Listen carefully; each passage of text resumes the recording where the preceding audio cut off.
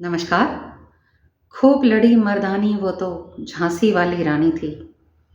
ये पंक्तियाँ जिनके लिए कही जाती हैं वह थी महारानी लक्ष्मीबाई, जिन्होंने 1857 के स्वतंत्रता संग्राम में अंग्रेजों के छक्के छुड़ा दिए थे।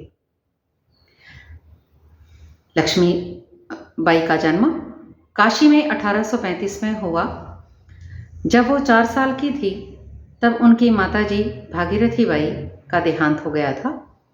पिता मोरोपंत तांबे उनको लेकर ब्रह्मव्रत क्षेत्र में, जो कि कानपुर के पास बिठूर नामक क्षेत्र था, वहां चले गए थे पेशवा बाजीराव के पास।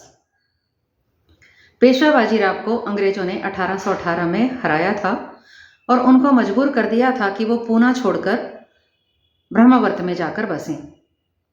अब मोरोपंत भी अपनी पुत्री को लेकर ब्रह्मवर्त जा पहुंचे थे।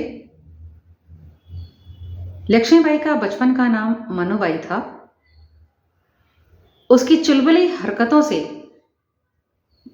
पेशवा बाजीराव बड़े ही प्रसन्न होते थे और उसको छबीली के नाम से पुकारने लगे। पेशवा बाजीराव ने एक पुत्र गोद लिया था, जो आगे जाकर नाना साहब के नाम से विख्यात हुए। नाना साहब ने बचपन में जो कुछ भी सीखा, शस्त्र शास्त्र, वह सब भी मनु को भी सिखाया गया, क्योंकि मनु उनके साथ ही रहती थी। नाना साहब उनको छोटी बहन के रूप में देखते थे। जो शिक्षा नाना साहब की हुई वही शिक्षा मनु की भी हुई। इस प्रकार नाना साहब, तात्या टोपे और मनु की शिक्षा दीक्षा एक साथ ही संपन्न हुई।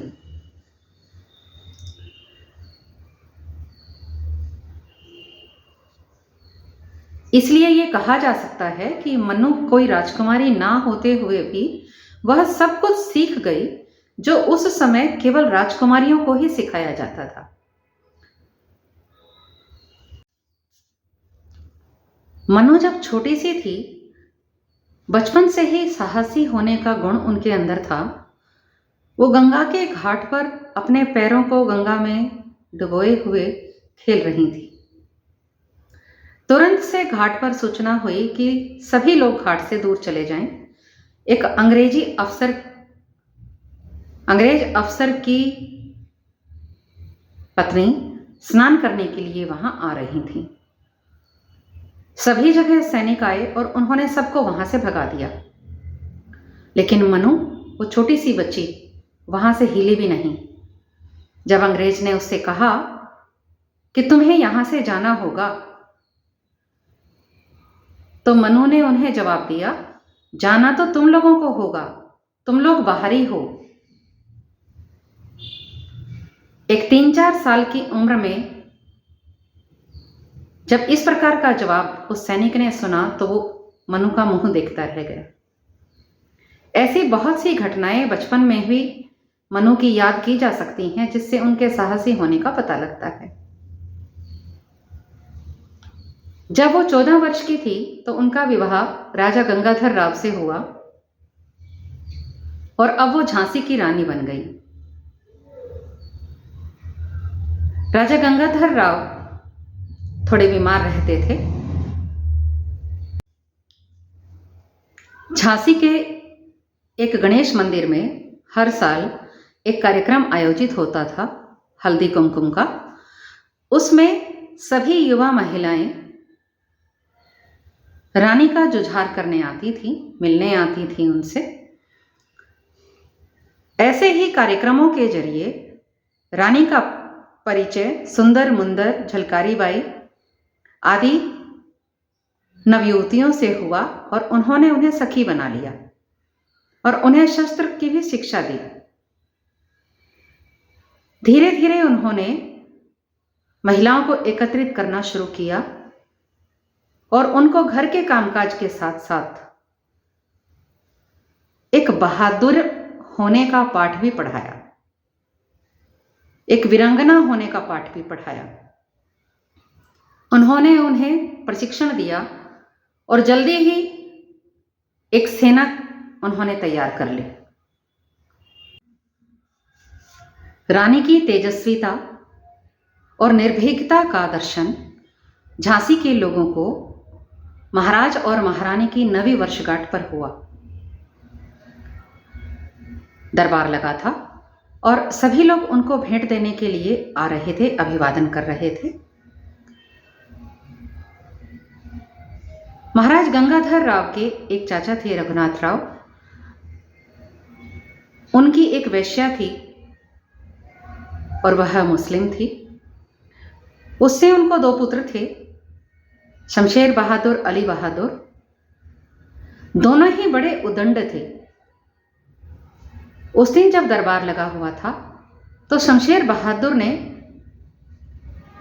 वहां बदतमीजी की, जो राजा तो सहन कर गए क्योंकि चचेरे भाई थे वो, लेकिन रानी को यह बर्दाश्त नहीं हुआ। उन्हें तुरंत यह बात चुभी कि कोई भी इस प्रकार का व्यवहार कैसे कर सकता है। वो तुरंत खड़ी हुई और जोर से चिल्लाकर दरबार में उन्होंने बोला, दीवान जी, महाराज की आज्ञा से शमशेर बहादुर को इसी समय राज्य से निष्कासित किया जाए। अली बहादुर भी दबी हंसी हंस रहा था। उन्होंने उसी समय उसको भी आज्ञा दी कि आप भी दरबार के तौर तरीके सीख लीजिए, अगले दरबार तक मुझे आपसे कोई शिकायत ना रहे। इस प्रकार झांसी के लोगों को अपनी रानी की तेजस्विता के दर्शन हुए।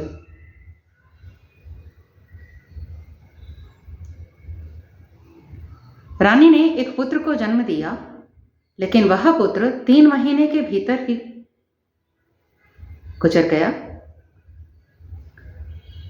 राजा और रानी ने एक दत्तक पुत्र को गोद लेने का मन बनाया और उन्होंने लिया, जिसका नाम दामोदर राव था।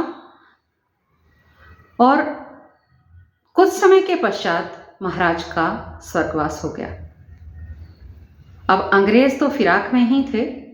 अंग्रेजों ने झांसी को अपने साथ विलय कर लिया, लेकिन झांसी तो रानी लक्ष्मीबाई की थी ना। रानी लक्ष्मीबाई ने यह अपमान का घूंट चुपचाप पिया। उस समय कुछ नहीं कहा, लेकिन अंदर ही अंदर उन्होंने ये प्रचार करना शुरू कर दिया कि मैं अपनी झांसी किसी को भी नहीं दूंगी। पूरे राज्य में यह घोषणा हो गई, सभी लोग युद्ध के लिए धीरे धीरे तैयारी करेंगे। दूसरी तरफ नाना साहेब संपूर्ण भारत को, जो कि खुद भी एक अपमानजनक जीवन जी रहे थे, क्योंकि अंग्रेजों ने उनकी भी पेंशन रोक दी थी, उन्होंने पूरे भारत में घूमकर सभी राज्यों में जाकर लोगों को एकत्रित किया, संगठित किया और एक स्वतंत्र समर के लिए तैयार किया। उसके लिए तिथि भी निश्चित की गई थी, लेकिन कुछ कारणों से वह स्वतंत्र विद्रोह पहले ही हो गया था, जो कि मेरठ के सैनिकों, मंगल पांडे और उनके सैनिकों के द्वारा हुआ था। एक साथ नहीं आरंभ हो पाया, लेकिन जब उद्घोषणा हो गई थी तो लक्ष्मीबाई भी सकते में आ गई। उन्होंने तुरंत से झांसी के लोगों को, प्रशिक्षित लोगों को इकट्ठा किया और झांसी पर आक्रमण कर दिया। और जिन अंग्रेजों ने वहां आधिपत्य जमा रखा था, उनको सड़क पर घुमाया। वहां जीत हासिल वो कर चुकी थी, झांसी को कब्जे में ले लिया था और उन अंग्रेजों को फिर मार दिया गया। इस प्रकार झांसी ने अपनी रानी को दोबारा पाया। अब रानी ने आगे की योजना बनाई, आगे के युद्ध की तैयारी करनी शुरू कर दी।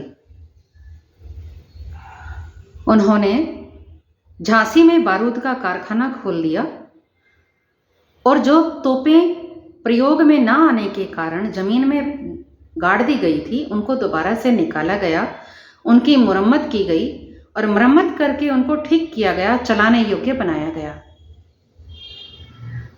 ओरछा राज्य के नत्थे खां नामक व्यक्ति ने झांसी पर यह कहकर आक्रमण किया कि यह तो कभी बुंदेलों के राज्य में हुआ करती थी,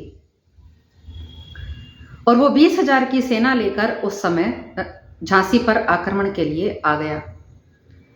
रानी ने उसको पास तक आने दिया और फिर जब वो द्वार तक पहुंचने वाला था उसी समय तोपों से आक्रमण करवा दिया। नत्थे खां को मुंह की खानी पड़ी। रानी विजयी रही। अब बारी थी अंग्रेजों की। अंग्रेज रानी से बड़े परेशान हो गए थे। उन्होंने झांसी पर आक्रमण कर दिया। झांसी बड़ी वीरता से अंग्रेजों से लड़ी। रानी लक्ष्मीबाई ने अपनी पूरी झांसी में अपने लोगों को इस प्रकार तैयार किया था कि सभी बहादुरी से लड़ने में सक्षम थे, लेकिन अंग्रेजों की सेना बड़ी थी। हीरोज पूरी तैयारी के साथ आया था। ऐसे में रानी अपने 400 सैनिकों को लेकर किले से निकल गई, क्योंकि उनको यह विश्वास हो गया था कि अब किले को बचाना बहुत कठिन है। उन्होंने कालपी और ग्वालियर के युद्ध भी अंग्रेजों से लड़े। रानी बारंबार अंग्रेजों से भिड़ती रही। अंत में 18 जून वह दिन आया जब रानी ग्वालियर के किले में थी। सेनापति स्मिथ ने उन्हें जिंदा या मुर्दा पकड़ने की कसम खा रखी थी, लेकिन रानी लक्ष्मीबाई ने भी किले से निकलकर उसका इस प्रकार सामना किया कि वह भी भौचक्का रह गया कि यह क्या हुआ, और रानी अपने कुछ अंगरक्षकों के साथ घोड़े पर सवार होकर वहां से निकल गई।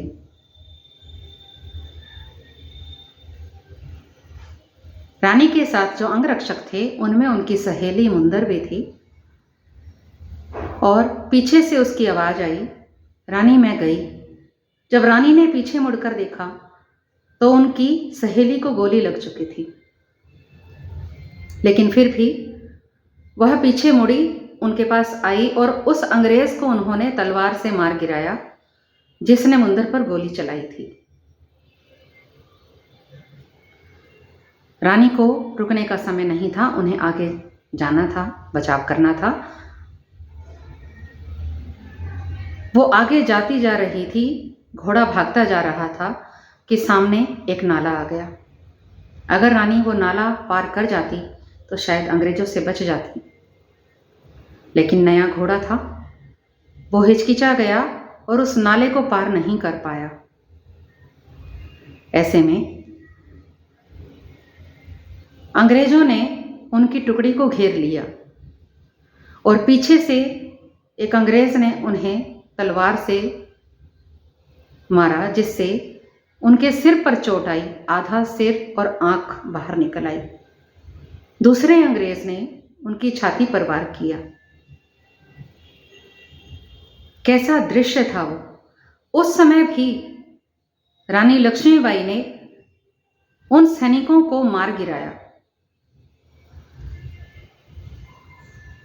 अब रानी के अंगरक्षक जो बचे थे वो रानी के शरीर को लेकर पास ही में एक कुटिया थी, वहां ले गए। रानी ने उनसे स्पष्ट कहा, मेरा शरीर अंग्रेजों के हाथ नहीं लगना चाहिए। ऐसा कहकर रानी ने प्राण त्याग दिए। लकड़ियां इकट्ठी की गई और वहीं पर उनका अंतिम संस्कार कर दिया गया। ऐसी रानी लक्ष्मीबाई जो बहादुरी से लड़ते हुए अपने देश पर कुर्बान हो गई। उन्हें भारतवर्ष हमेशा याद रखेगा। स्वातंत्र्यता की वो देवी उस समय केवल 23 वर्ष की ही थी। उनके इस त्याग बलिदान को भारतवर्ष हमेशा याद रखेगा। ऐसी लक्ष्मीबाई को हमारा शत शत नमन। कृपया इस चैनल को लाइक करें, शेयर करें, सब्सक्राइब करें।